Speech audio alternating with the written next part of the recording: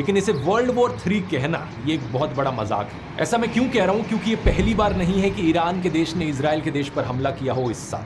कुछ ही महीने पहले की बात है, 13 अप्रैल को 300 से ज्यादा ड्रोन्स और मिसाइल्स की बौछार हुई इजराइल के ऊपर। अगर आप टोटल मशीनरी डिप्लॉयड के मामले में देखोगे तो ये अप्रैल वाला हमला अभी के अक्टूबर वाले हमले से कहीं ज्यादा बड़ा था। करीब 170 ड्रोन्स, 30 क्रूज मिसाइल्स और 110 बैलिस्टिक मिसाइल्स इजराइल के ऊपर छोड़ी गई। बस वो अलग बात है कि हमारे न्यूज चैनल्स उस वक्त नरेंद्र मोदी का प्रचार करने में बिजी थे क्योंकि इलेक्शन सीजन चल रहा था। नहीं तो ये अप्रैल वाला हमला कई मायनों में अनोखा था। ये कई दशकों में पहली बार था कि किसी और देश ने इजराइल के ऊपर हमला किया हो। इससे पहले साल 1991 की गल्फ वॉर में था कि सद्दाम हुसैन के इराक ने मिसाइल्स छोड़ी थी इजराइल के ऊपर।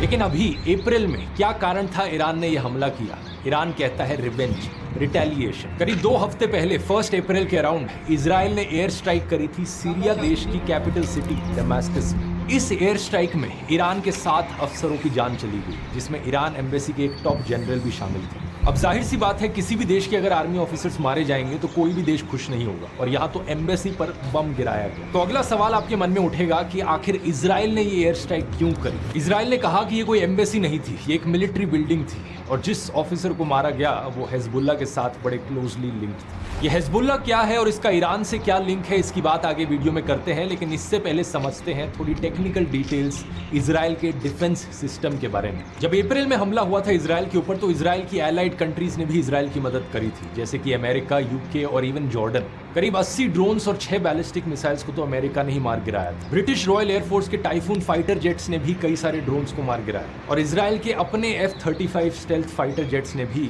30 में से 25 क्रूज मिसाइल्स को रोक दिया। अगर आप नक्शे पर देखोगे तो ईरान और इजराइल के देश एक्चुअली में काफी दूर हैं एक दूसरे से। इन दोनों देशों के बीच में शॉर्टेस्ट डिस्टेंस करीब 1000 किलोमीटर का है। तो अगर ड्रोन से हमला करता है ईरान इजराइल के ऊपर, तो एक ड्रोन को ईरान से इजराइल तक जाने में करीब 2 घंटे का समय लगता है। यही कारण कि अगर इंटेलिजेंस सिस्टम अच्छा है तो बड़ी आसानी से प्रोटेक्ट किया जा सकता है। इजराइल के ऑन ग्राउंड डिफेंसेस की अगर बात करें तो